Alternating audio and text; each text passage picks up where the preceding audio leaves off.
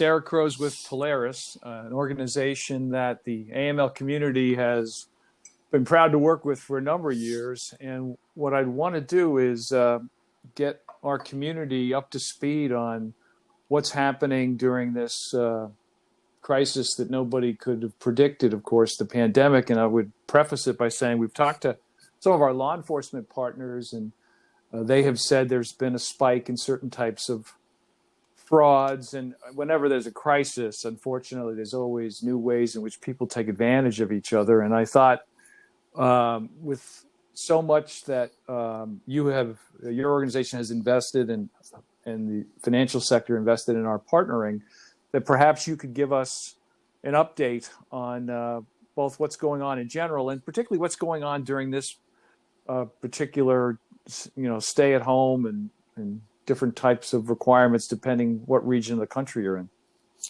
Right. Well, thanks so much for having me. Glad to chat. So I think, there's kind of two ways to think about COVID and its impact on human trafficking. There's thinking about what might be happening now in kind of the immediate term, and then two, what are kind of like the long-term impact of this real disruption to the economy. So when it comes to kind of the immediate, if we take the sex trafficking side of things first, one kind of proxy indicator we use of trafficking or sex trafficking is the demand for prostitution, the demand for commercial sex, because with the idea that if people aren't paying for that service, there's really no point in trafficking someone or forcing someone to participate in that, because this is ultimately a crime for economic gain. And Right. So, I think the research on that is conflicting. I've seen some reports saying, demand for sex is way down, and this is, based on these different research groups that try to do kind of like fake ads on escort sites, often in conjunction with law enforcement, and then they kind of assess how many responses they get. They're saying it's down. Others are saying actually it's kind of steady. If you look at the buyer forums and review boards and different forums in this space, we're definitely seeing some people saying I'm not doing this anymore. It's not safe for me. Others are saying, well, actually I have a lot of free time right now because I'm home. It's easier for me to go out. And, this is a stressful situation, and they kind of see this activity as a stress release. So they say they're buying more. So I think the net, it's hard to say, but I think it's maybe more consistent than we anticipated. We were expecting a much bigger drop off in people buying sex. And it seems like the rate has stayed more steady. And then you start seeing advertisements on sites that are like COVID specials and, Wow. I'm a safe provider. I've got, a mask at this massage business, or, it's kind of, it's a little bit mind boggling to see. Right. And then from survivors who are out of their trafficking situations now, but are still connected to people in exploitative situations and are still being trafficked, they're saying, there's definitely a lot of stress on that industry. A lot of traffickers are trying to diversify income. So now they're pushing their victims to do other types of activity. The big one that we hear about a lot is kind of live streaming or webcam pornography work. Wow. So that's been, I think, a pretty significant shift in activity that we've seen. And then also, pushing people to maybe take up gig economy jobs like delivery services, that sort of thing, because there is this sort of, we suspect, at least a slight decline in that demand. So that's all kind of interesting to look at. And then, we're operating the U.S. National Human Trafficking Hotline. So our call volume has remained steady, but I would say that the situations that we're hearing about are slightly different. there's a lot of people who are, quarantined right now with somebody who is their trafficker, who is their abuser. Right. And they're not going out and having little interactions where they might be able to kind of ask for help. And so sometimes they're able to call us, but we, obviously are definitely very worried about the people that can't call because they can't get away from their abuser. So that is, a big challenge as well. And then trying to get people connected to help and support, if you're operating a shelter for victims of violence, there were a lot of tough decisions that had to be made about, can we keep accepting new clients? So shelters had to stop or limit the number of clients they were taking. And so it can be hard when somebody is reaching out for help and say, hey, I need a safe place to stay. That's always hard to find. And it seems to be even harder now. So that's interesting. I mean, that's something that you don't think about. You think about the obvious impacts of stay at home and all of that. And obviously there are locations and hospitals and nursing homes, but safe houses, it makes perfect sense that would be a challenge. Leads me to a related topic is the other part that you folks work in is the battle against forced labor. mm-hmm. What's your educated, given the economics, given 30 million unemployed people, Right. and the real possibility that a lot of these jobs aren't going to come back, certainly not in the way they are, what do you think that impact could be on the forced labor market? Also, I know we've been grappling with immigration issues as well. Mm-hmm. So you throw that in the pot, it's really confusing. But given that you folks have said statistically that there's more cases or more instances of forced labor than sex trafficking, they're both equally horrific, obviously. What are your folks thinking might be the case, to the extent you can look ahead in terms of forced labor, and what exactly, or if you know, what's happening now? Yeah, so what's interesting when you think about the forced labor side of things, and you think about kind of the industries that tend to be associated with forced labor in the United States, we're usually talking about agriculture, landscaping services, construction, restaurants, hospitality, like cleaning services. So a lot of those industries are still operating. They're considered essential workers. If you think about the demand for cleaning services, that's, like commercial cleaning services, that's probably Right. maybe higher than ever. Agricultural workers are still coming into the U.S. on their visas.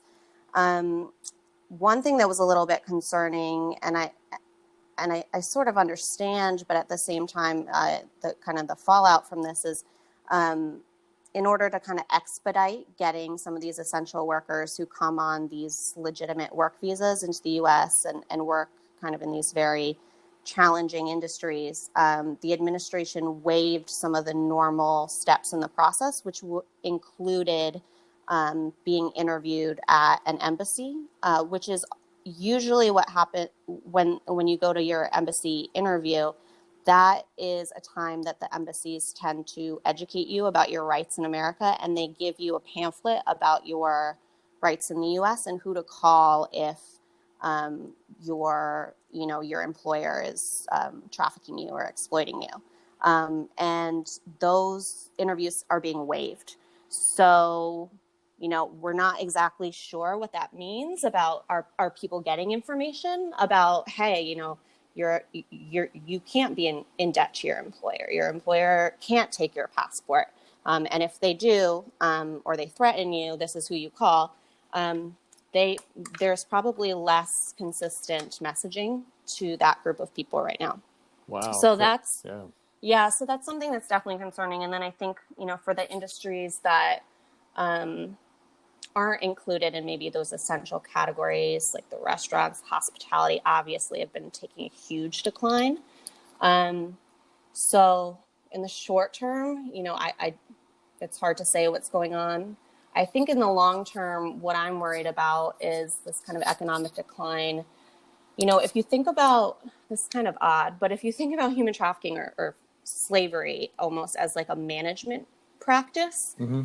it's almost in a way, if a business owner, especially a small business owner, they're under economic stress and they need to, cut corners, cutting costs around labor and different kind of protections for labor. That's an area where you can kind of cut something out of your budget.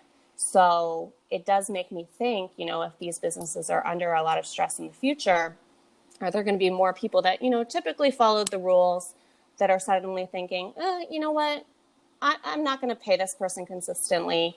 I'm going to withhold their wages until, for a couple of months.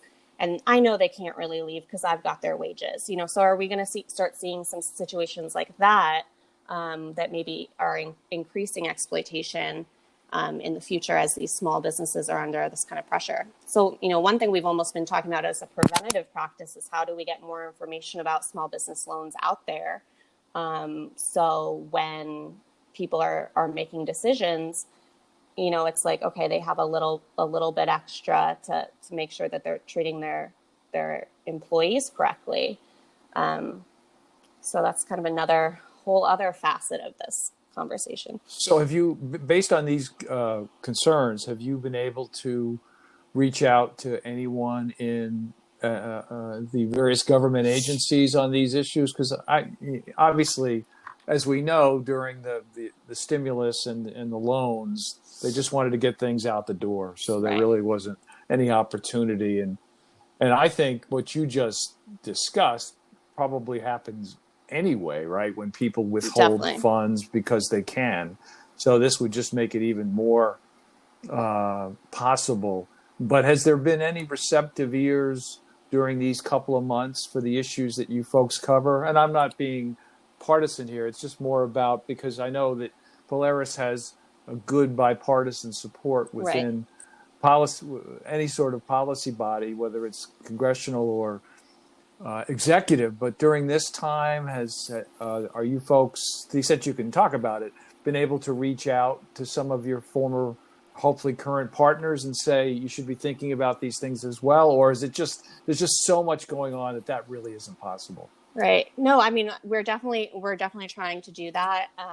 We did reach out to the Department of State, especially around some of those changes to the visa processes, and the Trafficking in Persons office at Department of State was concerned and took the information and took our concerns seriously.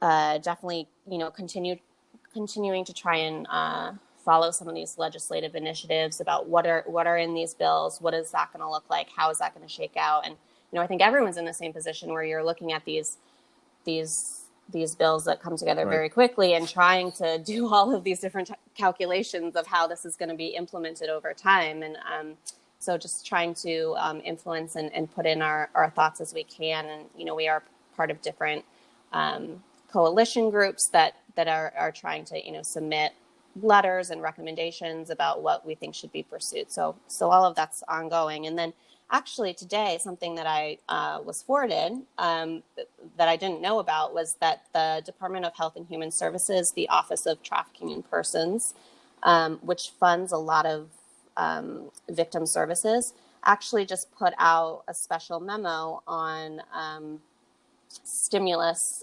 and for victims of trafficking, what you need to know. Oh, good. Which was really interesting. And so it kind of said, these are,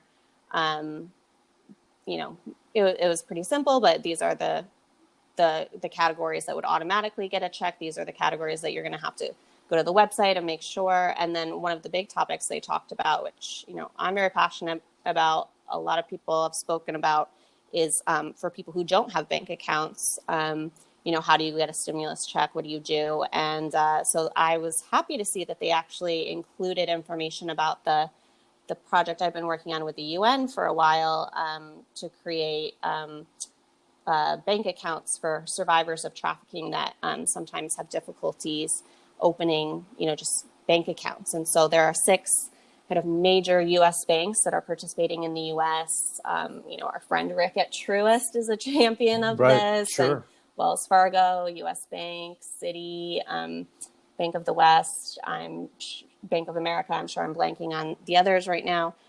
They've all kind of signed up to take this on. And so they actually highlighted that in that newsletter, which I was excited to see. And then there was a section, which I thought was great, on how to kind of spot some of the scam stuff going on, things to look for. And, they cited the IRS, but I was like, oh, I wish they had reached out to the AML community, because I'm sure you guys all have some much more specific information that could be included there. So I thought that was good to see. That is good, though. I mean, at least there's people that are thinking about this. That leads me to, I don't want to conclude without asking you your thoughts about working again with the financial sector and what's happening that's encouraging, and what else can be done. You just mentioned about working with those that don't have bank accounts. And obviously we've worked together on issues like red flags and all of that, but bring us up to speed. And are there any reports that you're working on right now? Yeah, so kind of a big report I'm working on for more limited distribution, just because of the granularity of the information, is taking a look at escort sites that continue to function post Backpage, and how they process payments, and doing kind of a big analysis of those payment systems of 40 sites that we've studied, which, long story short, this can be the executive summary, essentially. A lot of the techniques that Backpage used to hide their payments and funnel payments through kind of different structures are being used by these sites. So that's a big thing that we're working on. And then, a lot of just kind of ongoing collaborative research and conversations with our partners at different financial institutions. So much of our research often comes from a question or, a little pattern that, a friend in the AML community said, hey, I saw this weird thing. Have you ever looked into that? And then we'll look into it, and it ends up being this wow, this massive area of work or this huge trend that we didn't realize. So, I think that report is coming out, and, as people are kind of seeing changes, I would love to hear from contacts at banks, credit card companies, all the financial institutions. What are you seeing that's changing right now? Because I think you guys also have a view of it that, we can't see. We can try and guess, but seeing that financial data, that's a lot of insight that we really need to understand what's going on. I think the part of this that's so encouraging is how much the financial sector on their own sort of pushing up from sort of the mid-level to senior management said it was so critical that there be some focus on these issues. And then once they were able to reach out with you and your folks, just that partnership has just been so strong. I've talked before to our colleague, and she's a board member of Polaris, Angel Swift, and we want to do an update with her. But is there anything you want to mention regarding the STAT program that she obviously helped shepherd? And I know it's still evolving, but we are going to talk to her somewhere down the road. But anything you can talk to us about that, since you folks are engaged with that as well? Yeah, so I mean that work continues. Some of the delays right now are more on kind of governance side of things, and trying to set up the entity that's the owner of STAT and all that fun legalese that I don't quite understand. So that work is continuing, but the platform is still being developed, and the big focus that I have at the moment is really trying to make sure we're generating as much insight and content for that platform, so that when folks are able to access it, it's as useful as possible. So that's why we're doing a lot of these big pushes, research pushes, and trying to make sure we're circulating the findings as we generate them. So Sarah, if folks wanted to get involved, obviously in the AML world, there's a number of projects underway, and that information is available. But if individuals wanted to get involved, I'm sure, like any other organization, you accept donations. But what are the different ways people can volunteer and assist the Polaris mission? That's a great question. So yes, I think, I am worried about as the stock market goes up and down and seems like more down than up most days. There are a lot of NGOs out there that are concerned about their funding streams. So if you do have the ability to donate, polarisproject.org, you can donate through our site, through our friends at PayPal. But there's a lot of other, NGOs as well that are maybe in your local community and also need some support. So if you are able to go to humantraffickinghotline.org, that's our hotline website, and we do have a map of service providers across the country. So, look at your local community, who's there, reach out to them, and maybe it's, maybe it's a donation or maybe there's something specific that they need. I think a big need that we often hear about from service providers is the need for, financial literacy training or financial advising of clients who maybe aren't super familiar with different banking systems. So I know there's a lot of lawyers who provide a lot of pro bono support to different clients who need, whether it's immigration assistance or they need, assistance. Sometimes people have to change their identity to make sure their trafficker doesn't find them. So lawyers are always very much in demand. So if you're looking at groups in your kind of community, right, reach out to them and see what their big needs are at the moment. So I'll say, Sara, you were kind enough to guest lecture one of my graduate classes on money laundering and terrorism, and I was talking to you before we started this interview. The students, like all students, had to finish the course online, which was always a challenge, but their final requirement is a paper, and I'm going through their papers, and almost 30% of my students used human trafficking as an issue to dive into and research. And I think that's both a testament to your ability to make them aware, but also the societal urge to help any way that folks can. So I think that the more we continue to do outreach, specifically in my AML community, the better off we all can be. But I was really both encouraged and humbled to see that they, we taught them a lot of different subjects, but they gravitated to one that I know they believe is really important. We believe is really important. So, the more folks learn about this topic, I think the more opportunities they can have to make a difference, and really appreciate all the work that Polaris is doing. And like you say, you work with other partner groups at the state and local level. And so there are a lot of different avenues for support, but we really do appreciate all the work that Polaris has been doing, and the partnership has been phenomenal. So we thank you for that. Well, thank you. And thanks for continuing to talk about this and raise this issue. And to all of the people in the AML community who are very generous with their time and very patient with me as I understand your kind of complex worlds that you operate in. So we're really excited about these partnerships, and we'll see what happens. But we've got a lot of momentum. So great, Sara Crowe from Polaris. Thanks so much. Stay safe, and we'll talk to you down the road. Okay, thank you. You too.